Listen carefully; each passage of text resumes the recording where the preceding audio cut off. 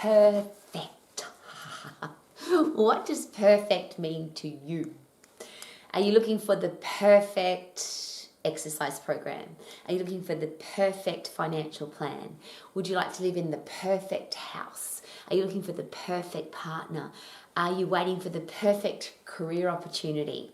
And we hear that word a fair bit, don't we? What does it actually mean to you? And is there such a thing? And I asked the question for a couple of reasons. One, I've been regularly accused of being a perfectionist. So yes, I like everything to be just right. I've also watched very carefully as people use perfectionism as a way to procrastinate. And I often have a joke about that the definition for me of perfectionism is Latin for procrastination. Because if you're waiting for something to be perfect, is it possible that you'll never get it done? And I often hear people say this to me, oh, Rowie, I'm such a perfectionist. I can't let that happen. I can't send that out like this. I can't wear this. I can't let people come to my house yet because it's not perfect. Well, what does it actually mean? And it's one of those interesting words that I put in the same category as best.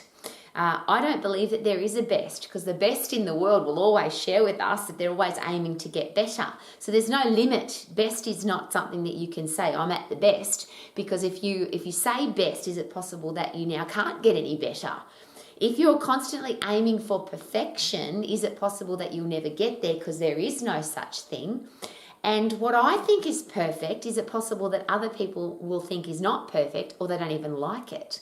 So you might have a certain level of headspace that says, I can't do this until it's perfect. You send it out to the world thinking that it's perfect, and often people don't do anything. That's what I just said is probably really silly, because if you're waiting for it to be perfect, that's when usually people don't do anything, because it's never perfect.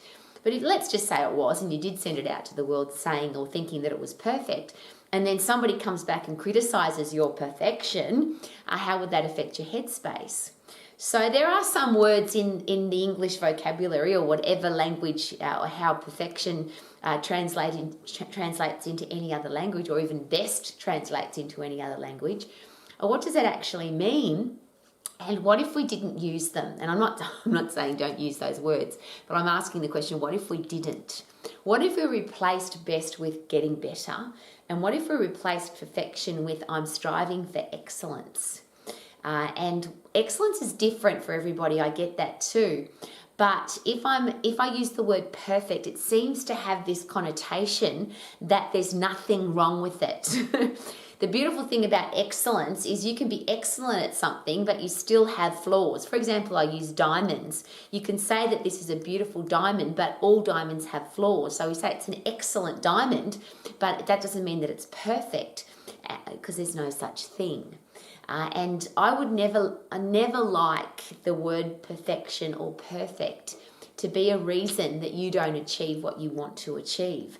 Or I'll rephrase, could it be an excuse not to? Has there ever been a time, and I've certainly used it as an excuse, it's not perfect, so I'm not going to do it, or I can't send it out to the world because it's not perfect. But I did learn the hard way that if I aim for everything to be perfect, I'll actually never get anything done, because I can always use perfection or perfect as an excuse for not getting something done. So let's say you send something out to the world. Isn't it possible that when you send it, whether it's a book or a program or a creation or an invention or just you, I can't share myself with the world because I'm not perfect yet. Is it possible that the simple act of letting other people see what you've done could make it better? So if you write a book, and the book I'm using as a specific example, because once a book's been printed and it's out in the world, you can't change that particular book. But if it goes out into the world and you get feed forward, you can do a rewrite of that book, and the next time it goes out to the world, it would be different. Now, technically, it doesn't mean it would be perfect, and I'm using it again as a specific example. Kanan and I were given the opportunity to speak at a very large international conference, but to speak at that conference, we had to have a book. We had to have a published book. And we didn't have one. So we sat down and wrote a book, and we did it over an Easter time at one stage many, many years ago, and we wrote a book. Now that book has been reprinted thousands and thousands of times, and it's been a very successful book. But even to this day, and we don't have it as a hard copy anymore, it's an online book, but even to this day, every time it goes out to the world, somebody comes back to me with a typo. And interestingly, of course, as you would know, when you're writing your own stuff, you don't do your own typing corrections. You get somebody else to proofread it because you can't see your own mistakes. Well, our book had been out to the world, to school teachers, proofreaders, editors. Everybody has read that book and fixed the mistakes, but that book still has mistakes in it, I'm sure. The last time it went out to the world, somebody came back to me and pointed out a typo in the book. A couple of questions there. Do we look for the mistakes or do we look for the context of the book? I always think that's interesting. But ultimately, that book is not perfect. And if I'd waited for that book to be perfect, it still wouldn't be out there after, 20 years, maybe longer now. But I will share with you how many people have got back to me, sent me messages, text messages, written me personal letters to say how much that book has helped them, because it was a book about how to be healthy, fit and strong. And it's a simple, easy little book on the simple ways that the human body works to make sure that we stay healthy, fit and strong for long. And that book is not perfect, but it has made a major positive difference to so many people's lives. So if I'd waited for it to be perfect, it would never have gotten out there.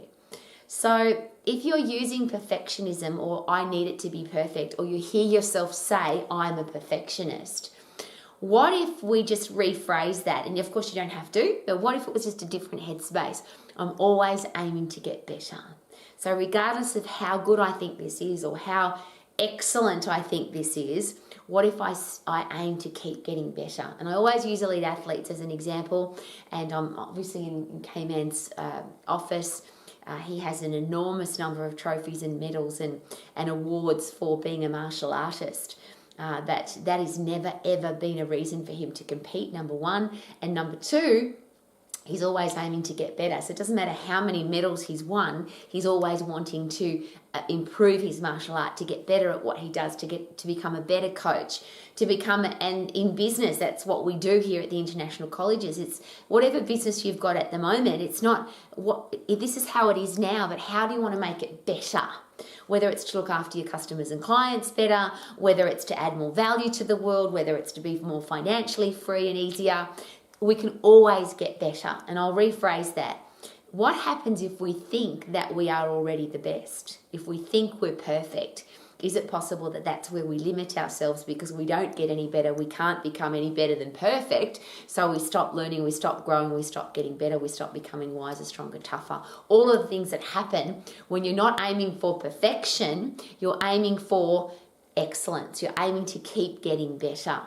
So if you're ever using an excuse of perfectionism and it's ever held you back in the past, could you choose not to use it? And of course the answer to that is yes, because we're humans and we get to choose. We get to choose however we want to live our life.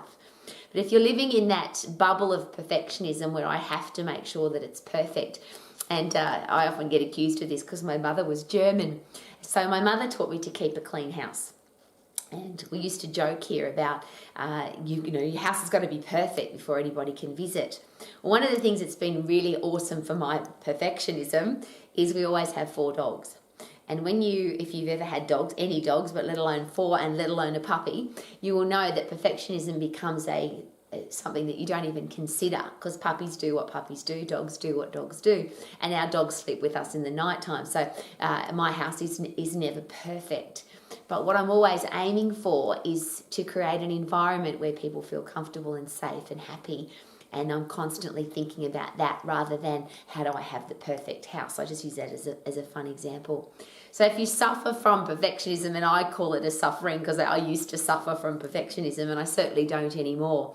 I'm the person that looks at this is what I've got here to work with at the moment. How can I make it better? Not how can I make it perfect?